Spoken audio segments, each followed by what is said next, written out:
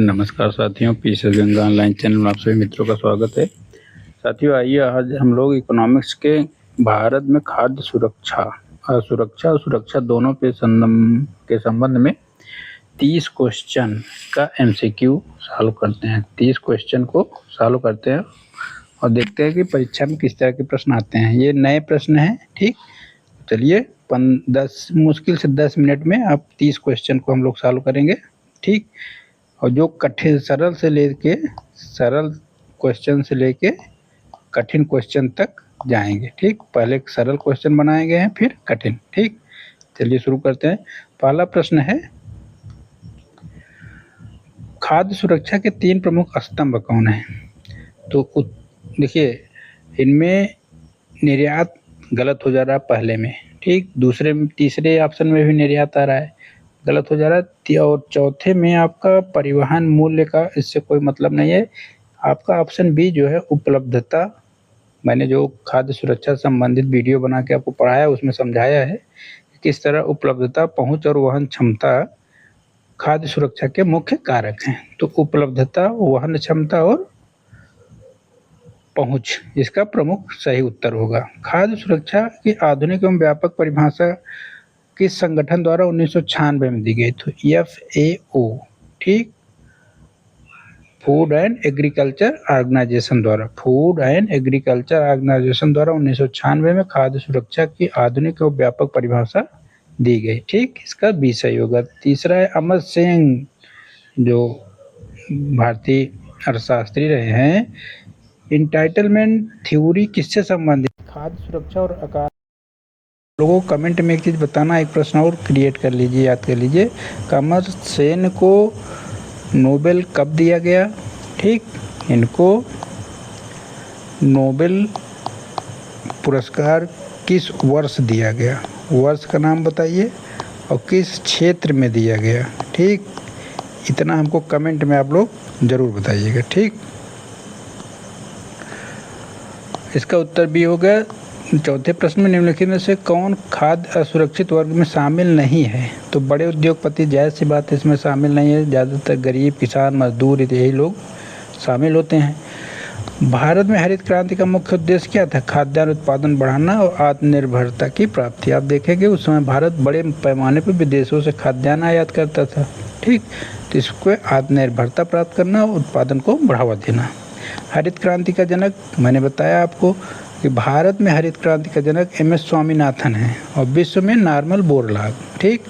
विश्व स्तर पर नॉर्मन बोरलॉग हैं और भारत में कौन है? MS स्वामीनाथन, ठीक। तो याद रखिएगा ये विश्व स्तर पे है। और एक चीज़, हरित क्रांति शब्द जो है ये किसने दिया था? ये लोग कमेंट में जो बताएगा उसको इसका उत्तर मिलेगा।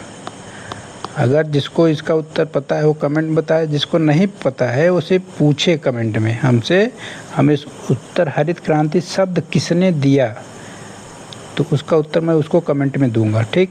इतना आप लोग काम करिए। आप लोग कमेंट, लाइक, शेयर नहीं करते वीडियो, ठीक।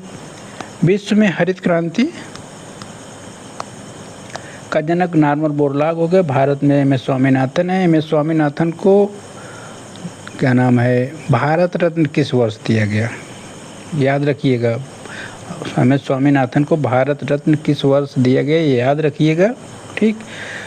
हरित क्रांति का सर्वाधिक प्रभाव किस क्षेत्र में देखा गया? तो क्षेत्र था पंजाब, हरियाणा, पश्चिमी उत्तर प्रदेश, ठीक। भारतीय खाद्य निगम की स्थापना 1965 में होती है। FCI की स्थापना।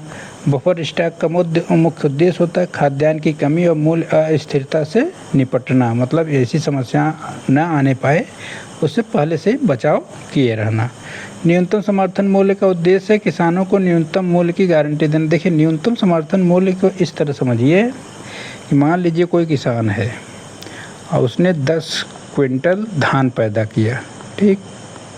अब वह न्यूनतम समर्थन मूल्य अगर नहीं है तो वह क्या होगा कि मार्केट में जो बनिया वर्ग है, साहूकार है, महाजन या व्यापारी है, ठीक,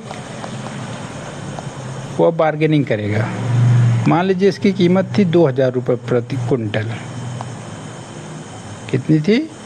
2000 रुपये प्रति कुंटल, ठीक। पता चला कि धान अच्छा पैदा हुआ तो व्यापारी देखेंगे कि धान अच्छा है, हर जगह खरीदने को मिल रहा है, इसको 1800 कर दें, तो 200 का घाटा किसको होगा? ये किसान को होगा, जबकि किसान की लागत उतनी ही लगी है, मेहनत उतनी ही गया है, समय पैसा सब कुछ बराबर गया है, लेकिन उसको 200 का घाटा हो रहा है। सरकार ने ये चीज़ें बहुत पहले से देखी, तो इसी चीज़ को लागू करने के लिए एमएसपी लागू किया गया भारत में कि नहीं, एक न्यूनतम मूल्य जारी की जाएगी, जिसकी घोषणा आप देखते हैं हर 6 महीने पे खरीफ और रबी के मौसम में से पहले ही, बुआई से पहले, जैसे रबी की फसल बोई जाएगी उसके पहले ही उसकी घोषणा कर दी जाती है कि गेहूं के मूल्य में इतना परिवर्तन किया गया या धान के मूल्य में, तो एमएसपी की घोषणा करती है कि हम, सरकार ये गारंटी देती है कि अगर आपका अनाज जैसे धान है या गेहूं, व्यापारी मान लीजिए 2000 है, इस पे नहीं खरीद रहा है, इससे कम पे खरीद रहा है, तो हम 200 पे खरीदने के लिए और 2000 पे खरीदने के लिए तैयार हैं, आपको गारंटी दी जा रही है। अर्थात सरकार इस धान को 2000 में खरीद लेगी, किसान के पास ऑप्शन रहेगा। और जब एमएसपी की घोषणा हुई तो मार्केट में अनाजों के मूल्य सरकारी रेट से ठीक ही अच्छे रहे हैं, बहुत कम नहीं होते, ठीक, ज़्यादा उतार चढ़ाव नहीं होता। तो एमएसपी एक तरह की गारंटी है, ठीक, किसानों को न्यूनतम मूल्य देने की। सार्वजनिक वितरण प्रणाली का पीडीएस का मुख्य उद्देश्य है गरीब परिवारों को सस्ते दरों पर खाद्यान्न उपलब्ध कराना, ठीक। लक्षित सार्वजनिक वितरण प्रणाली 1997 में आया था, इसको याद रखिएगा, बहुत अच्छे से कई बार पूछा गया है। सार्वजनिक लक्षित सार्वजनिक वितरण प्रणाली TPDS, ठीक, टारगेटेड पब्लिक डिस्ट्रीब्यूशन सिस्टम, याद रखिएगा, टारगेटेड, P से पब्लिक, ठीक, और D से डिस्ट्रीब्यूशन, S से सिस्टम, ठीक। अंत्योदय योजना 2000 में शुरू की गई थी अटल बिहारी वाजपेयी में, ठीक। उस समय 2 योजना आए थे, एक अंत्योदय, एक अन्नपूर्णा, ठीक। तो अन्नपूर्णा के बारे में भी याद रखिएगा। राष्ट्रीय खाद्य सुरक्षा अधिनियम 2013 में पारित हुआ मनमोहन सरकार के समय, ठीक, और 2013 में पारित हुआ, उसी समय यह PCS 2013 के निबंध में प्रश्न पूछा गया इससे संबंधित, ठीक।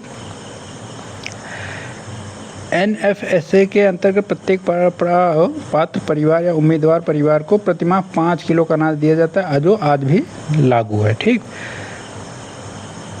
इसमें 2 रुपये प्रति किलो गेहूँ, 3 रुपये में चावल और मोटा अनाज 1 रुपये प्रति किलो की रेट से आज के समय में दिया जा रहा है। One nation one ration card,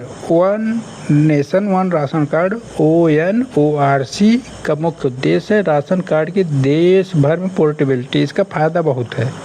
जैसे समझिएगा, अगर मान लीजिए कोई यूपी का नागरिक है और वो कर्नाटक गया नौकरी करने, अब यूपी के किसी गांव में उसका राशन कार्ड बना था, ठीक। अब वह अपने गांव में हर महीने तो आएगा नहीं कर्नाटक से राशन लेने, तो करता क्या था, वो राशन कार्ड बना के ऐसे छोड़ देता था, राशन नहीं लेता था। लेकिन उसको कर्नाटक में ज़रूरत है राशन लेने की, लेकिन दिक्कत है कि अब राशन कार्ड कर्नाटक में नहीं बन पाएगा क्योंकि यूपी में बन चुका है। तो सरकार ने कहा कि नहीं, राशन कार्ड कहीं का भी हो, वो पूरे देश में कहीं भी पोर्टेबल है, अर्थात उसको लागू करके राशन लिया जा सकता है। तो अब ये जो यूपी का परिवार कर्नाटक गया है, वो कर्नाटक में अपने यूपी के राशन कार्ड से राशन ले सकता है। यही इसकी मूलभूत सुविधा है, ठीक। खाद्य सुरक्षा का संबंध सतत विकास लक्ष्य के किस पॉइंट से है, तो 2 SDG के पॉइंट 2 से है, जीरो हंगर, ठीक, जीरो हंगर की नीति पे। अब देखिए, विचार करिएगा, FCI किसानों से MSP पर खाद्यान्न खरीदता है, बात सही है। PDS के माध्यम से गरीब परिवारों को रियायती दरों पर खाद्यान्न उपलब्ध कराया जाता है, ये भी सही है। NFSA 2023 में खाद्य सुरक्षा को कानूनी अधिकार प्रदान करता है, तीनों कथन सही हैं, ठीक। इस तरह से आप देखेंगे, ऐसे ही PCS और UPSC में प्रश्न 1, 2, 3 से पूछता है। फिर देखिए कथन कारण, भारत में बफर स्टॉक का निर्माण भारतीय खाद्य निगम द्वारा किया जाता है, सही है। FCI किसानों से न्यूनतम समर्थन मूल्य पर खाद्यान्न खरीद कर भंडारण करती है, तो ये भी सही है, एक दोनों की व्याख्या करते हैं, ठीक।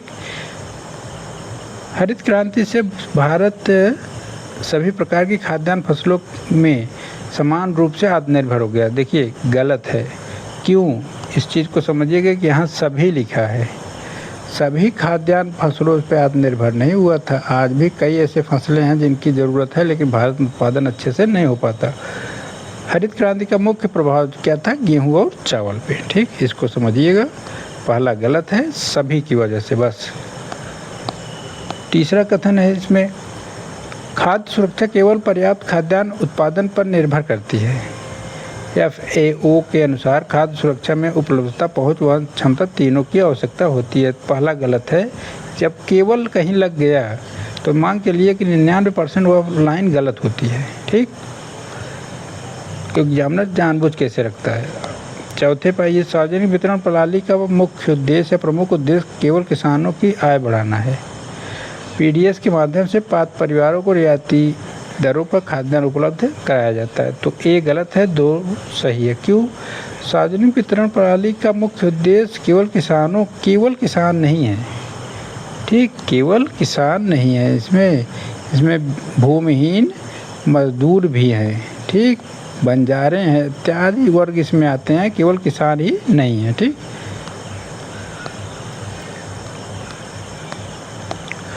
पांचवा है, अमर सेन के अनुसार अकाल का मुख्य कारण केवल खाद्यान्न उत्पादन में कमी है। एंटाइटलमेंट थ्योरी के अनुसार भोजन तक पहुंच एवं क्रय शक्ति का अभाव भी अकाल का कारण हो सकता है। अर्थात ए गलत है, आर सही है। अमर सेन के अनुसार अकाल का मुख्य कारण केवल खाद्यान्न उत्पादन नहीं होता। ठीक, खाद्यान्न उत्पादन, खाद्यान्न वितरण सभी कार्य होते हैं। ठीक, तो इस चीज़ को समझिएगा, पहला गलत है। दूसरे में आइएगा तो राष्ट्रीय खाद्य सुरक्षा अधिनियम 2013 में पारित हुआ, ये बात सही है। खाद्य सुरक्षा को कानूनी अधिकार का रूप दिया गया, ये एकदम सही लाइन है। NFSA के अंतर्गत पात्र परिवारों या लाभार्थियों को रियायती दर पर खाद्यान्न उपलब्ध कराया जाएगा। अर्थात ये दोनों सही है, दोनों सही की व्याख्या करते हैं। MSP की घोषणा का उद्देश्य किसानों को मूल्य सुरक्षा प्रदान करना है, ये बात सही है। MSP केवल निर्यात को बढ़ावा देने के लिए प्रोत्साहित करती है। ठीक, अर्थात ए सही है, आर गलत है। केवल शब्द लग गया जैसे यह गलत हो जाता है। केवल बहुत नकारात्मक शब्द में लिया जाता है। हरित क्रांति से भारत में कृषि उत्पादन बढ़ा, बात सही है। उच्च गुणवत्ता वाले बीज, सिंचाई, उर्वरक, आधुनिक कृषि तकनीकों का व्यापक उपयोग करने की फसल उगाई जाती है। अर्थात दोनों सही, ए आर दोनों सही है और दोनों की व्याख्या करते हैं। ठीक,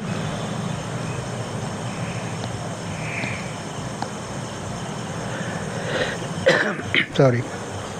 one ration one nation ration card वाली योजना के तहत का उद्देश्य देश भर में राशन कार्ड की पोर्टेबिलिटी सुनिश्चित करना है, ये सही है। इससे प्रवासी श्रमिक किसी भी राज्य में जाकर राशन प्राप्त करते थे। हाँ, ये दोनों सही है, अर्थात ये यार दोनों सही है, दोनों एक दूसरे की व्याख्या करते हैं। भारत में खाद्य सुरक्षा का संबंध संयुक्त राष्ट्र के सतत विकास लक्ष्य SDG 2 के तहत आता है, जीरो हंगर रिपोर्ट। SDG 2 का उद्देश्य जीरो हंगर अर्थात भूख मुक्त विश्व का निर्माण करना। अर्थात ये यार दोनों सही है, दोनों की सही व्याख्या है। तो इस तरह से हम लोगों ने 30 MCQ को सॉल्व किया। आप लोगों से निवेदन है, पूरा क्वेश्चन जरूर देखिएगा। आगे ऐसी ही आपको रोचक जानकारी, परीक्षा उपयोगी जानकारी उपलब्ध होती रहेगी। जय हिंद साथियों।